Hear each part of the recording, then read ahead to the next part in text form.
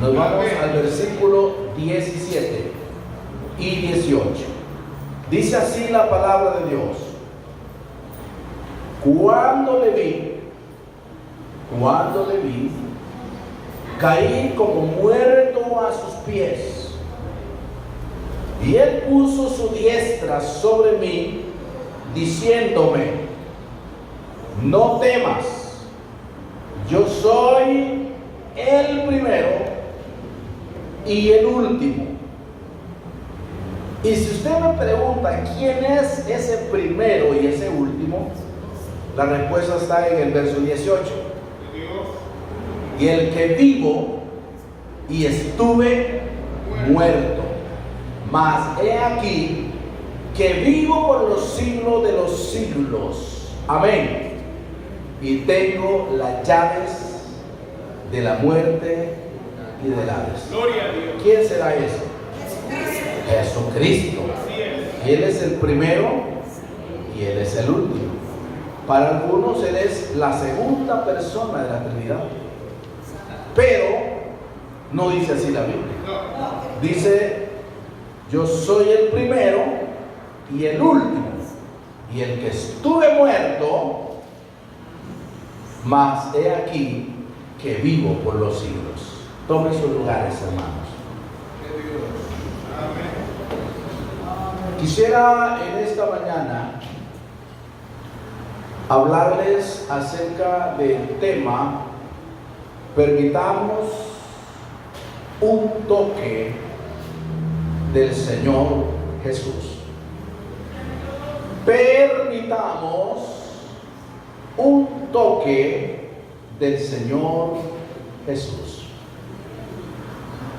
Y la verdad es que el Señor quiere tocarnos a todos, quiere bendecirnos a todos, quiere hacer milagros en todos. Pero cuando decimos que permitamos, es porque Él no va a tocar, ni a bendecir, ni a sanar, ni a ayudar a alguien que no lo necesite. Gloria a Dios. Porque para recibir un toque del amado del Señor hay que tener alguna necesidad. Aproximadamente fue en el año 100 después de Jesucristo que Juan había sido desterrado por el emperador Domiciano a la isla de Patmos.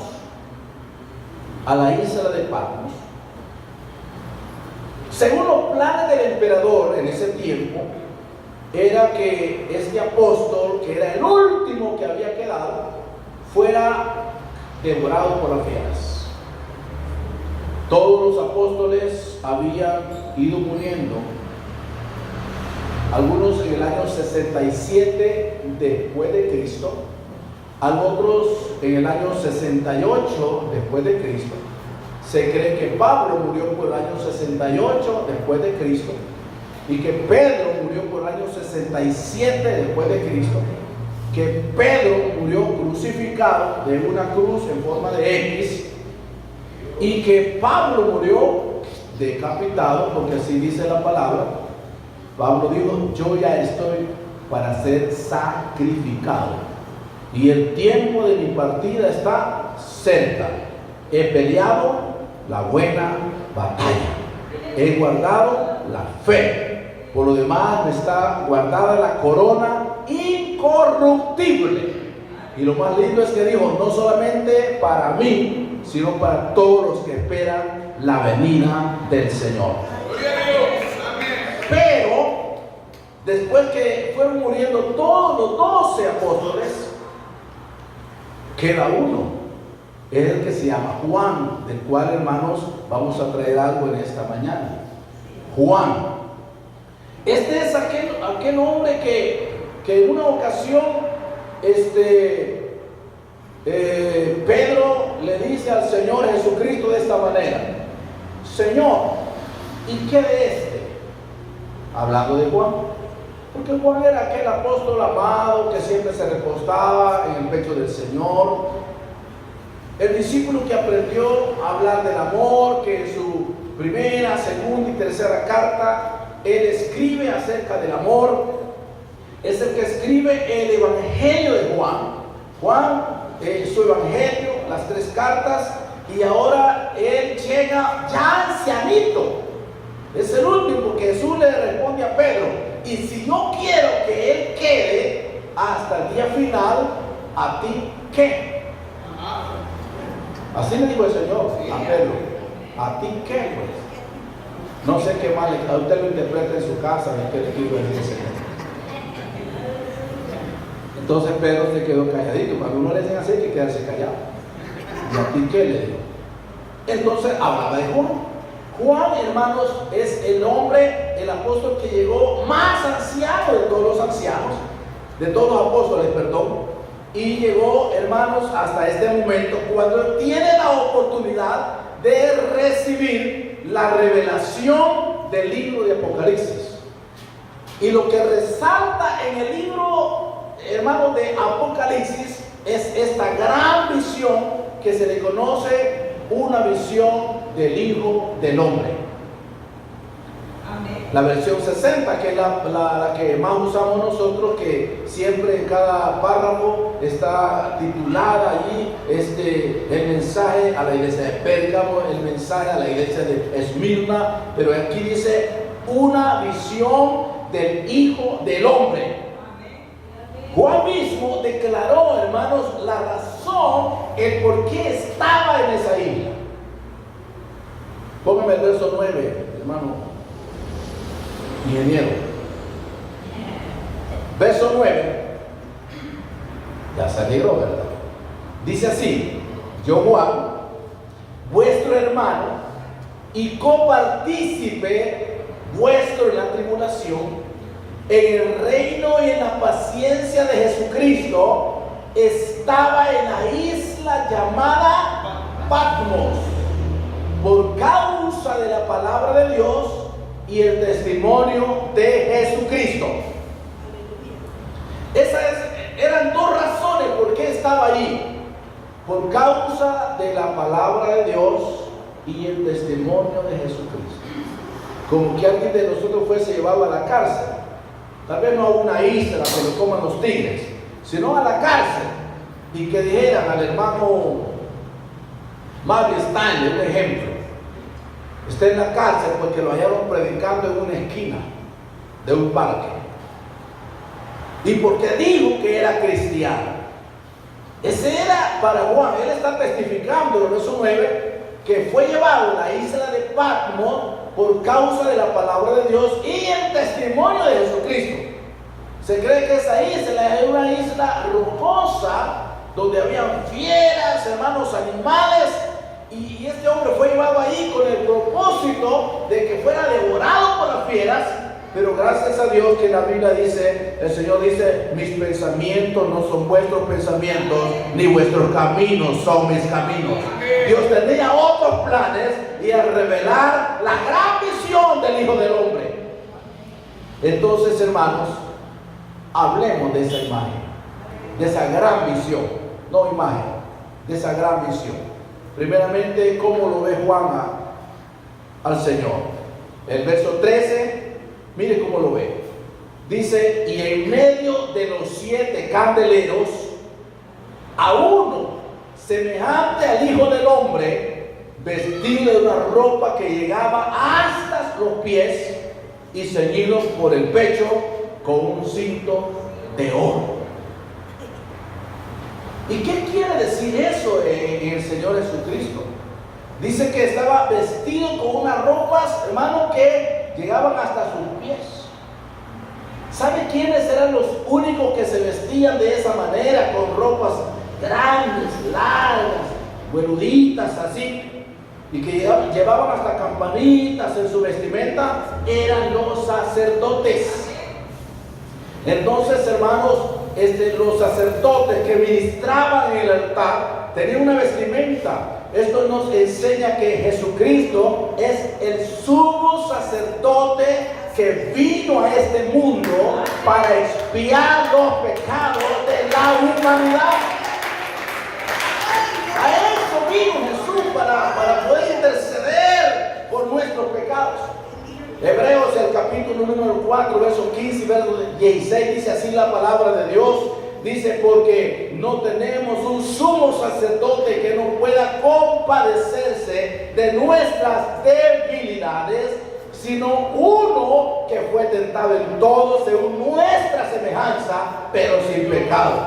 Oiga, luego dice, acerquémonos pues confiadamente al trono de la gracia para alcanzar misericordia y gracia para el oportuno socorro. Dice Pablo a los hebreos, que según cree que es Pablo el escritor, porque no tenemos un sumo sacerdote que no pueda compadecerse de nuestras debilidades. Jesús conoce todas nuestras debilidades, porque Él pasó por todas nuestras debilidades. Él tuvo hambre, Él se cansó, Él, hermano, lloró, Él se puso triste. Todas esas situaciones, esas debilidades, hermanos, el Señor, Él tuvo sed, hermano, Él clamaba. Entonces, porque Él es el sumo sacerdote, con la diferencia que es sin pecado. Pero dice, acerquémonos pues confiadamente. Acerquémonos pues confiadamente al trono de la gracia para alcanzar misericordia y hallar gracia para el oportuno socorro. Quiere decir que ante el Señor hay que acercarnos con confianza. Acerquémonos pues confiadamente. Ahí no hay que tener pena. Ay, Señor, mira qué problema que estoy pasando. Mire qué deuda que estoy pasando. Mire qué enfermedad más vergonzosa. No, hermano, al Señor hay que acercarse con mucha confianza. Hay que tener fe y confianza. Cuando nos arrodillemos podemos contarle todo lo que nosotros sentimos, todo lo que nosotros somos, y Él está listo para ayudarnos, porque es el sumo sacerdote que conoce nuestras necesidades. Usted notará que hay cosas que uno no las puede estar contando a cualquiera. Hay enfermedades que no las puede estar diciendo, pero al Señor hay que tenerle confianza. Y además de ello, dice el versículo que tenía, ¿qué? Un cinto de oro. ¿Quiénes eran los únicos que usaban un cinto de oro? Eran los reyes. Nadie más podía usar cinto de oro. Esto significa que Jesucristo, además de ser el sumo sacerdote, Él es el rey. Y no solamente es el rey, es rey de reyes. Así dice la palabra, es rey de reyes y señor de señores. Ningún hermano, ningún hombre humano podía hacer los dos oficios al mismo tiempo. O era sacerdote o era rey. Pero, y los oficios de un sacerdote no lo podía hacer un rey.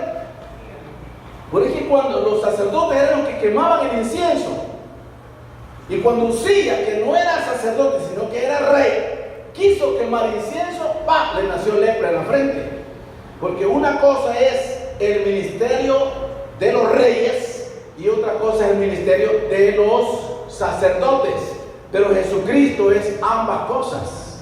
Él es el rey y es el sumo sacerdote. Amén.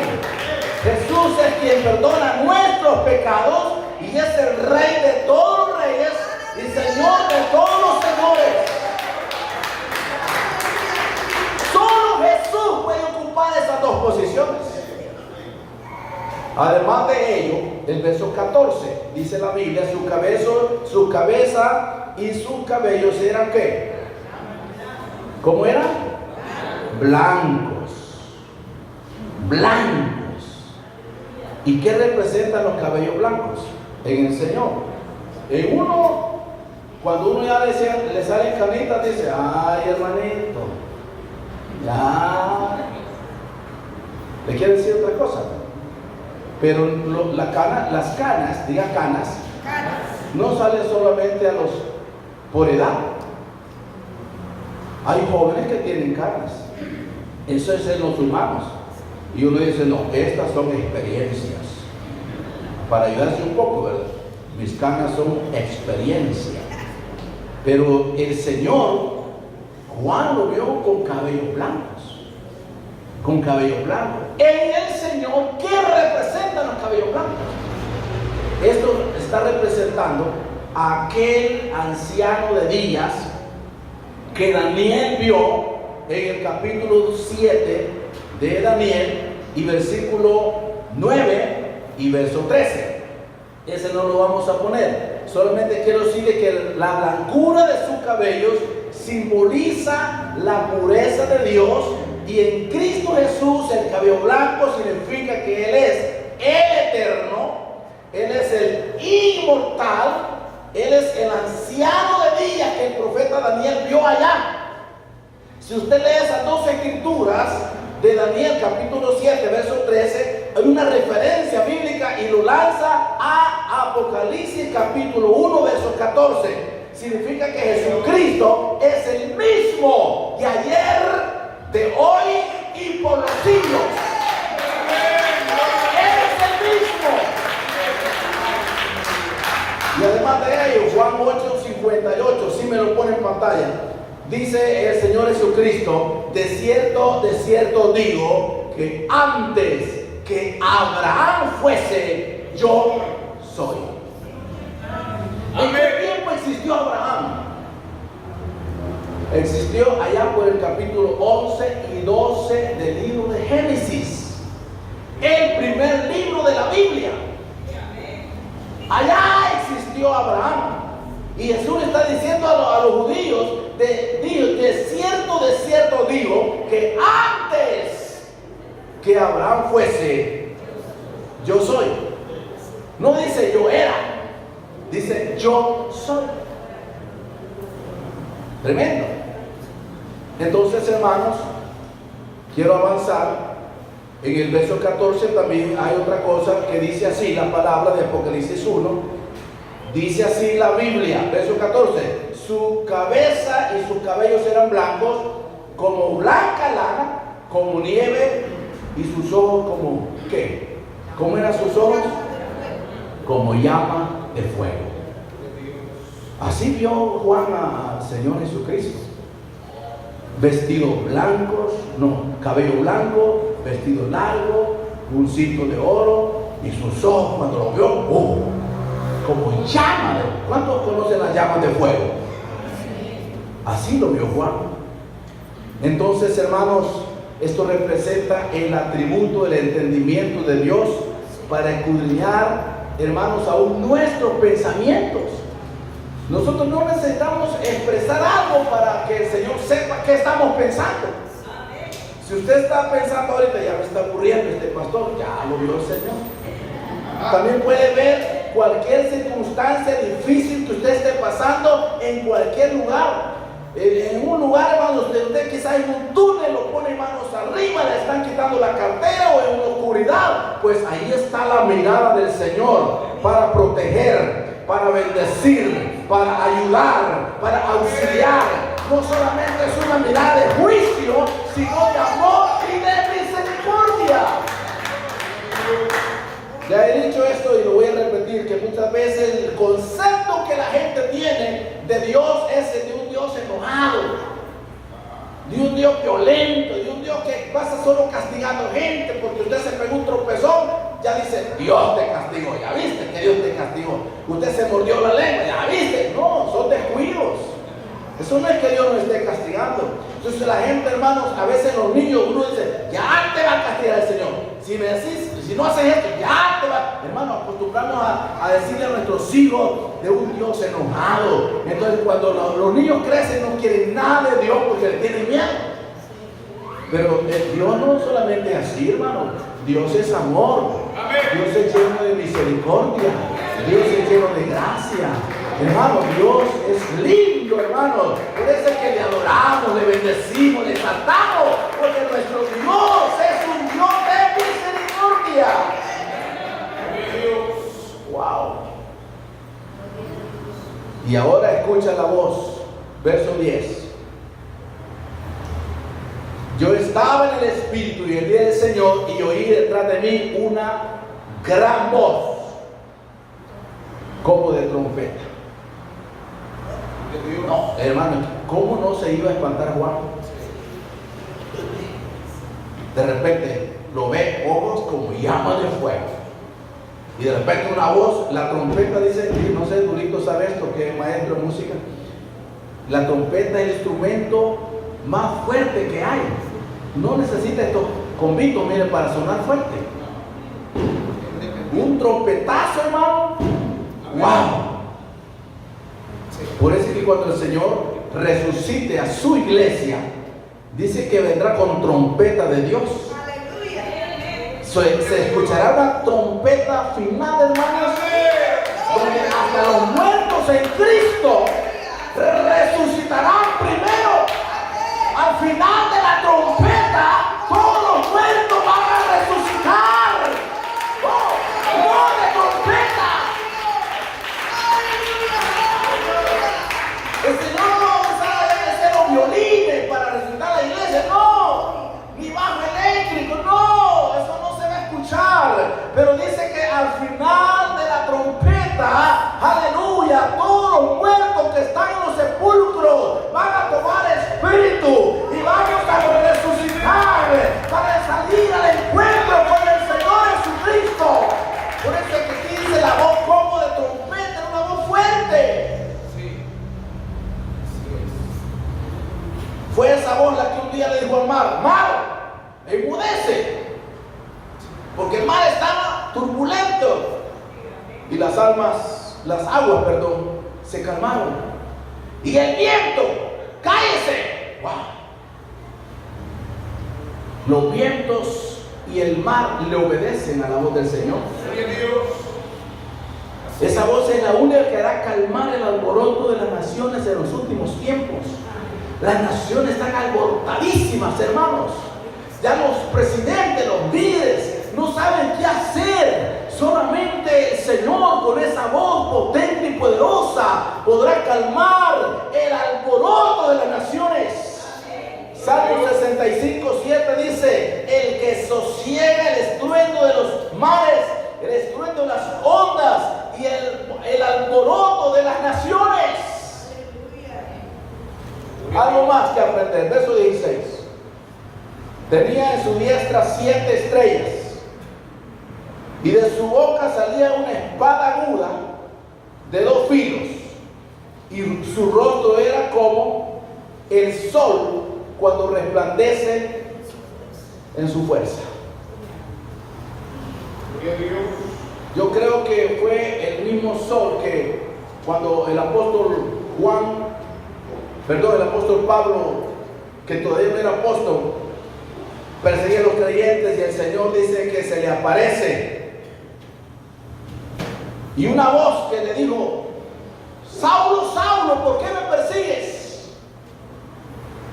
Y dice que vio una luz más resplandeciente que el sol al mediodía, más resplandeciente que el sol al mediodía. Y ahora Juan lo ve el rostro como el sol cuando resplandece, como el sol cuando resplandece en su fuerza. Hay una gran diferencia, hermanos, entre la gloria del sol y la de los planetas. Según 1 Corintios 15:41 dice que una es la gloria del sol y otra cosa es la gloria de los planetas. Los planetas son reflectores de la luz que recibe del sol. Las estrellas, todos los planetas son reflectores de la luz que reciben del sol. Pero el sol no recibe fuerza ni luz de nadie. El sol tiene luz propia. Entonces significa que el sol no necesita de luz de nada ni de nadie. Esto quiere decir que la gloria de Cristo es eterna y Él no necesita, Jesucristo no necesita de nada ni de nadie. Así es. Porque Él es Dios Todopoderoso.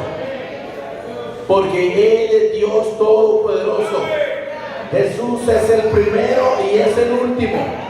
Jesús es el Dios manifestado en la carne. Jesús es el admirable, el consejero, el Dios fuerte, el Padre eterno y el príncipe de paz. los valles. Él es el buen pastor. Él es el sol de justicia. Él es el camino, es la verdad, es la vida. Es el alfa y la omega, el principio y el fin de todas las cosas. Él es todo. Él es el pan eterno. Es el todopoderoso. Por eso es que Él, como el sol, no necesita ni de nada ni de nadie. Así es. Oh, estamos seguros en Jesús. Si tenemos a Jesús, no necesitamos nada más. Si tenemos a Jesús, tenemos protección, tenemos bendición, tenemos sanidad, tenemos provisión, lo tenemos todo. Teniendo a Jesús, lo tenemos todo. Llegamos al tema. Su mano. Y el verso que leímos. Cuando le vi, caí como muerto a sus pies. ¿Y cómo no iba a caer como muerto si Juan nunca lo había visto con ojos tan resplandecientes? Nunca lo había visto así Juan. Nunca lo había visto con esa voz tan fuerte, tan poderosa como de trompeta. Y cuando Juan lo vio, ¡pum!, cayó como muerto. Gracias a Dios que no cayó muerto, sino como casi, pero no muerto, si no, no se levanta. Cuando le vi, dice Juan, caí como muerto a sus pies. Y sigue diciendo el texto, y él puso su diestra sobre mí. Diga diestra. Diestra es derecha. Sobre mí, diciéndome, no temas, no temas. Esa palabra es poderosa. La palabra no temas aparece 365 veces en la Biblia. Significa que una para cada día Dios te dice y me dice, no temas. No temas a la pobreza, no temas a la enfermedad, no temas a la muerte, no temas al peligro. Todos los días usted sabe que de parte de Dios tiene una palabra que le dice, no temas, no temas. Cada día hay una promesa del Señor, no temas. Yo soy el primero y el último. Le colocó la mano, él puso su diestra sobre mí, dice Juan. No le hizo el movimiento, no le hizo señas, le colocó la diestra en él. Y ahí sí, Juan sabía mucho de esa mano. Según Mateo capítulo 8, verso 1, y estoy terminando, verso 1 a 3, Juan vio cuando el Señor colocó la mano en el leproso. Cuando Jesús descendió del monte, le seguía mucha gente, y aquí un leproso vino, se postró ante él y le dijo, si quieres, puedes limpiarme. Versículo 3, mire esto, Jesús extendió la mano, diga la mano, y le tocó diciendo, quiero ser limpio. Y al instante su lepra desapareció. Ningún hombre podía tocar un leproso, porque era una llaga inmunda.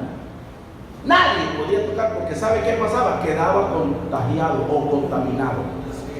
Si alguien tocaba a un leproso, la lepra se le pasaba. Pero como Jesús es Dios, colocó la mano en la llaga del leproso. Mire, colocó la mano. Jesús no se contagió, no se contaminó, sino que dice, le dijo, sí quiero ser limpio, y al instante su lepra desapareció. Y Juan dijo, wow, esto es admirable.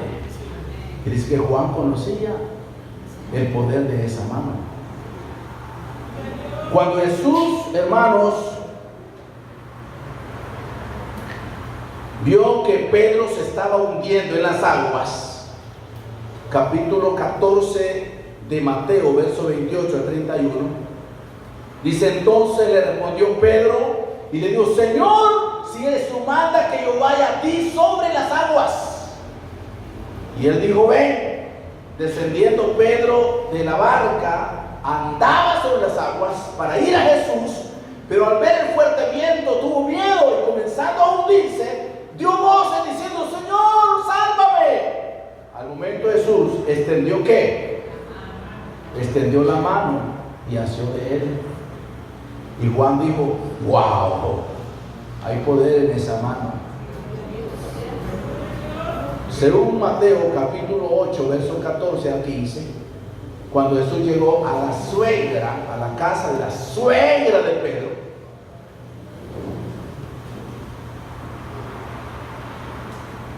y vio a la suegra de este postrada de cama con fiebre, y tocó su mano, y la fiebre la dejó, y ella se levantó y le servía.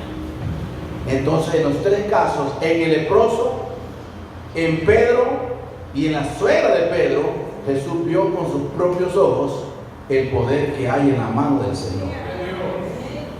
Lo que quiero decir esta mañana es que esas manos del Señor fueron perforadas en la cruz del Calvario. Fueron clavadas. Ahí el Señor extendió sus manos y fueron clavadas.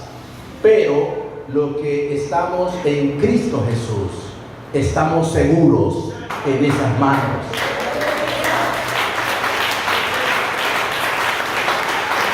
En la mano del Señor hay sanidad. Sobre la mano del Señor hay provisión, hay protección. Y las únicas personas que no pueden ser tocadas por el Señor son los que no tienen necesidad. Porque Dios quiere tocar. Usted: no, yo no necesito de nadie. Vamos a orar por sanidad. No, yo no estoy enfermo. Vamos a orar por provisión. No, yo tengo mucho dinero. Vamos a orar por un problema. Yo no tengo problemas. Gracias al Señor, eso es una bendición, hermano. Pero si hubiera alguien que tenga una necesidad, quiero decirle que la mano del Señor quiere tocar. Amén.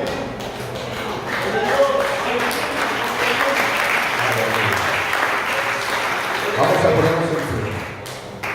Solo si hay alguien que tenga la necesidad. Yo pedí a nuestro pastor, hermano Fernando Mejía, si me lo puede traer aquí, hermano Bernardino.